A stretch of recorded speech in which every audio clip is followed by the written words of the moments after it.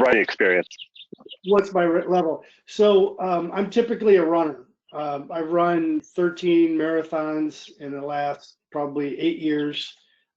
Do probably close to 50 halves. I've done one triathlon Olympic level, so 26 miles, the most competitive ride I've had in Oh, in the tri. And so, and my brother-in-law passed away with MS about probably 15 years ago or so. And so that's kind of my story behind here. Our company, okay. McDonald, is a big sponsor of MS Ride in various locations throughout the U.S. And I lead the environmental practice for Birds and Mac. And so I thought it'd be a good leadership, showing to try to do a ride for MS and collect some money and have a little fun along the way. So my writing skills are, I would say, substandard on the competitive cycle. I mean, I could go and ride and not worry about it, but Yeah. when it comes to hammering, 100 miles or a century, I'm not that. I'm not there yet. Okay, perfect. I can help you there. I've done 23 marathons myself. Oh, Yeah, I'm now retired. I see we look to be about the same age, but my body's done. well, I So, kind of retired from marathoning too, just to get a little bit more. Doing the halves are a lot more enjoyable. okay. Later in life, you start finding that you need to find other things to do. You can be one-sided, and that's not good. So I try to do as much as I can with a bunch of different sports. Okay. What kind of bike are you riding right now? I'm riding a Trek Madone 3, so it's Yeah. an entry-level carbon bike. I've had it for about 4 years now. So when I don't get out on it as much as I should, I'll be perfectly honest. Okay. So I'm going to go over some, I don't know, some of this may be obvious to you, but I came prepared for just kind of explaining everything. But so just kind of like, you've got a perfect choice in bike for what you're doing. I think it's slotted, the price point, everything. You got a really good recommendation there. But so to start off, like say you're geared up, you're ready to go for a ride. First thing we do is that we're going to check our air pressure. Air pressure needs to be checked. I would say every 2 to 3 days. And if you're riding only once every 2 weeks, then check it every 2 weeks. Okay. But that is the number one most important thing. That is going to save your bottom line. That's going to be the most cost-effective thing because contrary to popular belief, it's not overinflation that causes flats, it's underinflation when you hit that pothole. And that will lead me to the next thing. There is a label on the side of the tire that says maximum 120, and maybe some of them will say minimum 90. People generally just go, well, I'm going to go max. I got to go max. I want it as hard as possible. That's going to be the most efficient. That is completely false. That is not true. I weigh 220 pounds. So depending on your weight and your riding style, you are going to vary. At 220, I have 95 front, 105 rear. And the reason being that you do not want to max them out, just like you don't max them out on your automobile. Your car tire will say a maximum, but you do what the owner's manual says, is that when you hit an impediment, say a small crack or even a rock in a road, if your tire is inflated to the maximum pressure, you're actually slowing yourself down when you hit that impediment. You want the tire to do its job, and that is to absorb the impact. Okay, so we got our tires checked. Next thing we do, just give the wheels a little spin, front and rear. Make sure the brakes aren't rubbing against them. If they are, that's actually kind of an easy YouTube video to check out to learn to adjust your own brakes. Being a mechanic for almost 30 years now, even if I tuned up my bike, the brakes always seem to go out of adjustment every once in a while. So that is something that you want to check. Then lastly, lubricant. Also very important. Now, there's hundreds of different lubricants. I'm sure you've been in a bike shop, which one do I need? That really depends on your riding. If you narrow it down to 3 different riding styles, you can find a lubricant across any manufacturer to fit your needs. Some of the weenies online will say, this is the best kind of lube. It doesn't matter. You can even find pretty decent lubes at an automotive parts store if you needed to. It's the same stuff. So there is a wax, which is a very, very light lube. There is a dry lube, which is we kind of slot in the middle, and then there's a wet lube. If you really want to take care of your bike and get the most mileage out of your equipment and make it the most efficient, the wax is the best, but it's also the highest maintenance, requires the most applications. Generally, for someone who's a novice rider, I will recommend a one-step, which is somewhat of a dry lube, but it also is a degreaser, desander, kind of like an idiot proof. And this is what we use in the shop for all our maintenance. All our mechanics use this. That's how much we really rely on. It's just easy. So applying lubricant, I personally like wax because it keeps everything clean. Nothing attracts to it, but it does come off like every couple days. You've got to keep applying it. So with something like with a one-step or like a dry lube, once every 200 miles or after every rainy ride. When you get rained on, no matter what level of lube you're using, you got to reapply. So very simple. We're going to lean the bike up against the wall. We're going to pedal backwards. And then with the chain on the center of the cassette here, we're just going to spray once, twice around. We would let it sit for about 5 minutes.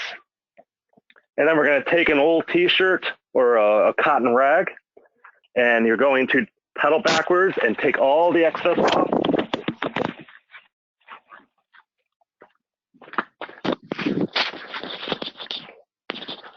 And the reason why we take the excess off is because we don't need it on the outside of the chain. We need it in the rollers.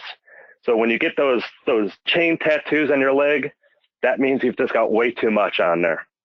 So you want to keep it nice and clean. Now, as far as the other maintenance things, your bearing, adjusting the bearings to the proper tolerances, your gear shifting, I would recommend just leave that up to your bicycle mechanic.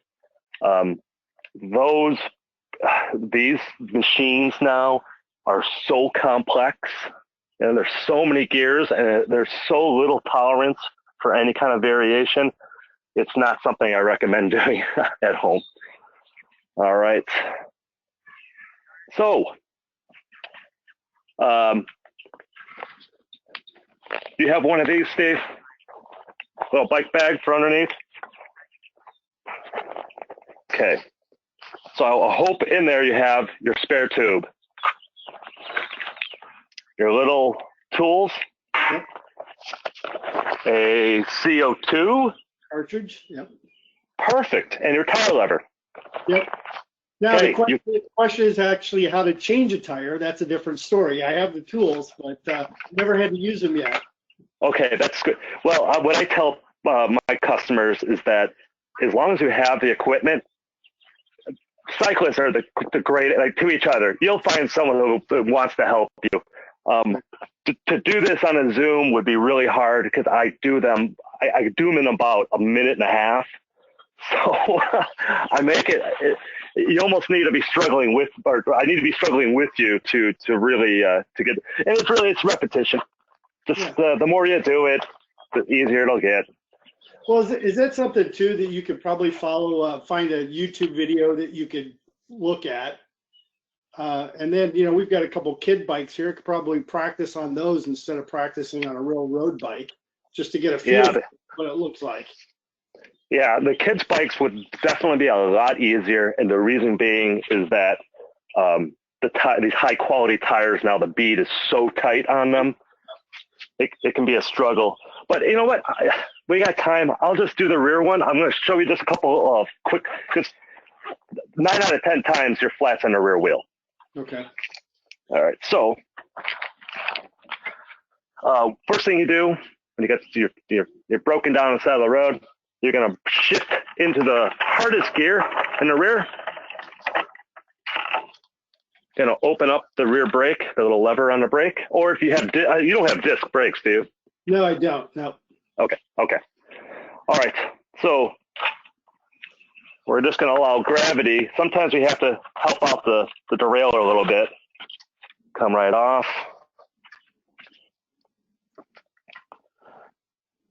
And take the little lock nut off. I'm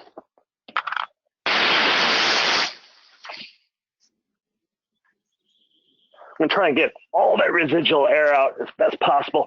And actually, little note, the reason why we have these fancy external valves is precisely for this reason. When we're changing a flat, it's easier to get the air out rather than sticking something into a Schrader type valve. Yep. That's why road bikes have those fancy valves. So we're going to go opposite of the valve, and then just pull back towards you. And we're going to leave half the tire on. Gonna take the tube out.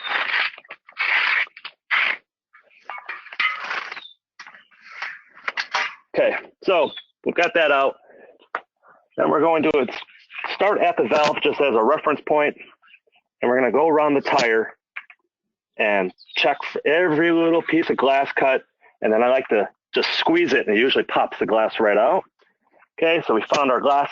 The old school way is to rub your hand through here, and you don't want to do that. There could be a hypodermic needle in there, something really nasty.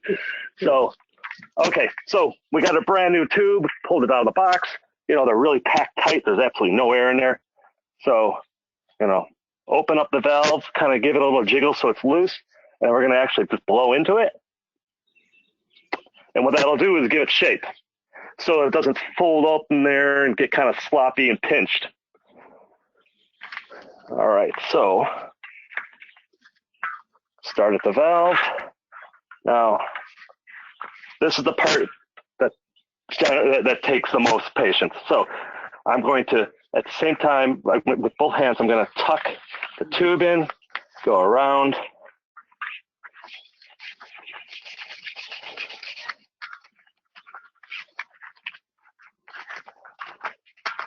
Okay, I'm going to end up back at the valve, which is perfect. So then I'm going to start just folding it over. And while I'm folding it in, and so you notice my fingers kind of get that tube in there so it doesn't sneak out. Because that's it happened to me. It happens to everyone. That's part of the learning curve. You are going to get that tube caught in between the bead and the tire, and it's going to explode when you pump it up. So sometimes it's good to have two tubes with you for the mistake for the first one. So when I'm putting wrapping the tire back in, I should finish back at the valve.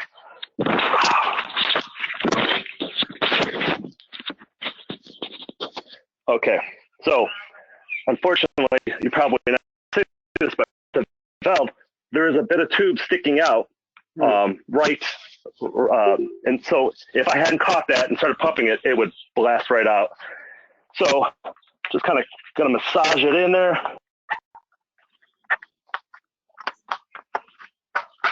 Okay. Now, one way to prevent exploding tubes is to start off with just a little bit of air, take it off, give it a spin, and inspect where the tire meets the rim, and make sure there's no high spots in there. Low spots usually okay, but if there's a high spot, that means you have the tube sticking out. So, and then just do maybe that process 2 or 3 times until you're up to your 100 pounds. Okay. Okay. Now, the reason why I had you put the gear into the smallest one, the last one, is so that we don't have to fight remembering what gear we were in.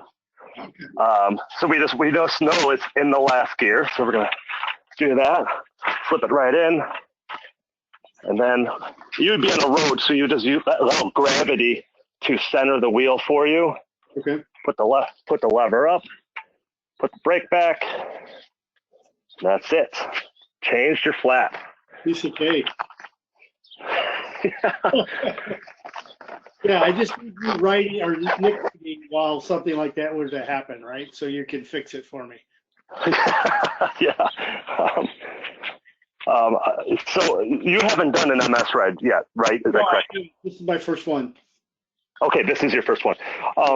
The roads, well, there was road construction last year, so there was a point where you could, if you weren't careful, I think we had a lot of flats. We probably had about 30, 40 flats at this one point, but the roads are almost perfect. So that really won't be too much of a concern for this ride. So are you a team captain? No, just a team member. So you just doesn't. Oh, you're a team member. Okay. All right. So we don't have to worry about any of that stuff.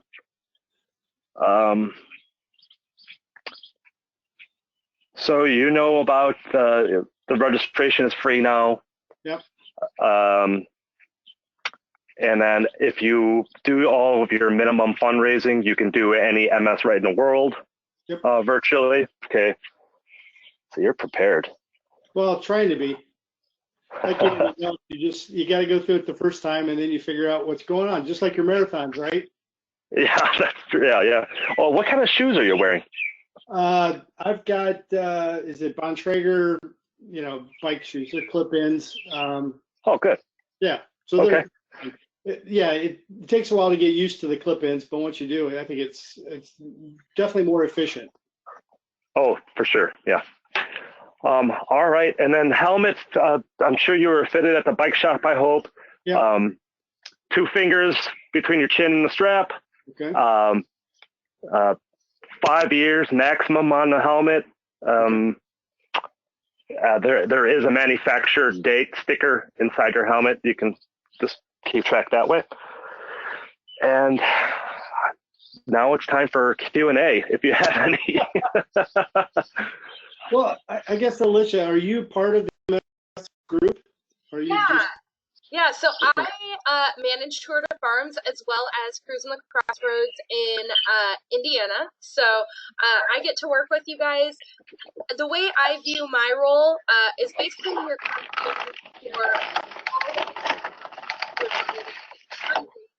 what's going on during the event weekend, all that kind of stuff. And then I also work with Chloe, who you will get to know. She's getting ready to release a whole bunch of videos for us. She said I know if you guys know her, she's currently training with Second City as one of their improv students. So she's making a video, and all she's told me in super detail is that she has multiple characters that she will be playing, and she has purchased wigs. So it will be interesting. But yeah, myself, Chloe, we handle kind of the on-the-ground work, but then we have Katie Lewis, who Kyle works with a lot on your team, and she kind of oversees myself in making sure that we have the right movement, that everything's making sense. If I just get out of line and start yelling at people, she's the person you go to. Yeah, she's kind of my boss lady. But yeah, between the 3 of us, we're here for whatever you need. Great. And any update on? I know I've been reading bits and pieces, but is it a virtual ride at the end of June now, or are we? Yeah.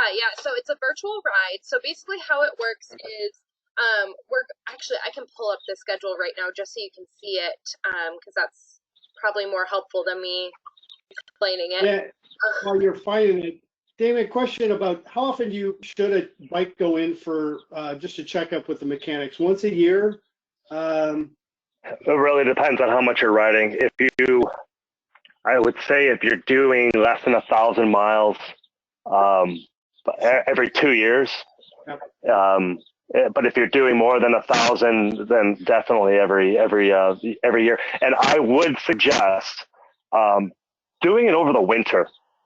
Not only will they generally give you a discount, bike shop mechanics are so bored. You're probably going to get triple your money of what you paid for. It'll just want to dismantle everything and make it perfect for you. Now you bring it in between March and May, they're going to give 15 minutes of attention. Right. Make sure the chain doesn't rub your tail, right? They probably where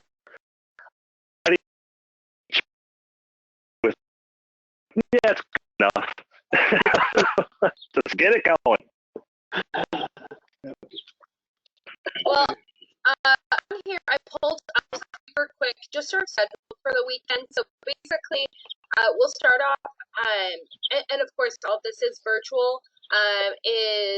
We'll have a virtual I Ride with MS picture. So anyone who lives with MS can participate in the I Ride with MS program. But if people also want to come and just see people who are living with MS, that's okay too. And we'll do a quick call just like this one where everyone pops up on camera. We'll do a quick screenshot of it. And then outside of that, we will have a national live stream for all of the events that had gone virtual for our weekend. And for us, it's kind of cool. We do have one of our riders that's going to be featured on that call. So pretty cool to have him showcased on the national level. We'll have a virtual lunch stop, which will really be more so people just coming together. There's no agenda to it, anything like that. It's mostly just a hangout midday kind of thing. At 3 o'clock, we'll have a fundraising power hour, which is the individual who raises the most money during that hour will get a beer prize package from Riverlands Brewing, which is in St. Charles. And then at the end of the day, we're going to have a quick closing ceremony, and then from there roll into a special performance by Smells Like Dave Grohl, which is this band that I could not explain to you how excited people get about this band. It is insane. They love this band. They ask for this band so much. So we were able to get that set up. But then outside of that, we are looking at building in some additional tools. So what that would look like is going to be, we have a Kudo board that's getting set up, which if you haven't interacted with those before, basically, if you don't use social media, you can go and upload pictures or type things in that are just showing what you're doing for your virtual Bike MS, because we're encouraging people to ride still, no matter how that works best for them. If it's going on their trainer, great. If it's going around the block with kids, fantastic. If it's riding 150 miles, whoa, that's more than I can do, but I love your spirit. So it's really everyone kind of showing how they're doing virtual Bike MS, because we know it's going to look different for everyone. So we'll have that available for anyone to use, but especially so people who don't use social media still have accessibility to that. We'll also have for our riders about a week before the event a virtual packet pickup. And at that point, we're going to teach you how to personalize your bib. You'll be able to print out your Tour de France bib and still wear it, everything like that, as you're riding. So we're trying to take as much as we can from that virtual or from the real experience and bring it into the virtual atmosphere. But at the end of the day, we know we can't perfectly replicate that, which is why we offer the ride transfer option, which is basically any ride that happens in calendar year 2020, which those events go up to October 24th of this year, you're able to transfer over to those at no cost. The only catch is you have to have your fundraising minimum met, but you can transfer to any one. For me, the highlight ones that make sense for people to go to most would be Indiana is just going to be the closest, and then you're also going to have the same staff, so it makes that transition process pretty turnkey. And that's going to be October 10th. We have the Bavarian Breakaway, which is in Frankenmuth, Michigan. That is the weekend of September 26th and 27th. And that one is that town. I don't know if you know much about it. It's Christmas all year round there. And for me, that's just like so much joy. And I love that so much. So we have those. New York City is going to be happening in, I believe that's October 24th. And with New York City, it's kind of cool because you get to go through all of the boroughs and you get to go through the Lincoln Tunnel as well. So kind of a new experience. Sorry, my dogs are wrestling and it's very intense right now. And then another really good one is going to be St. Louis, which is the first weekend after Labor Day. And that one's just, again, proximity. It's pretty close, and their event experience is awesome. Good, great, great. So, yeah, in a nutshell, everything. Yeah, there you go. Well, I've got to run for a call. Dave, thank you very much for sharing your bike experience or helping us with changing tire, which I hope I never need, but I know it's going to happen at some point. Oh yeah. Yeah, my pleasure. Nice to meet you. All right, nice to meet you too. See ya. See you guys. Bye, Alicia. Bye, Bill. See you. Thank you, Damien. You're welcome. Bye. Bye.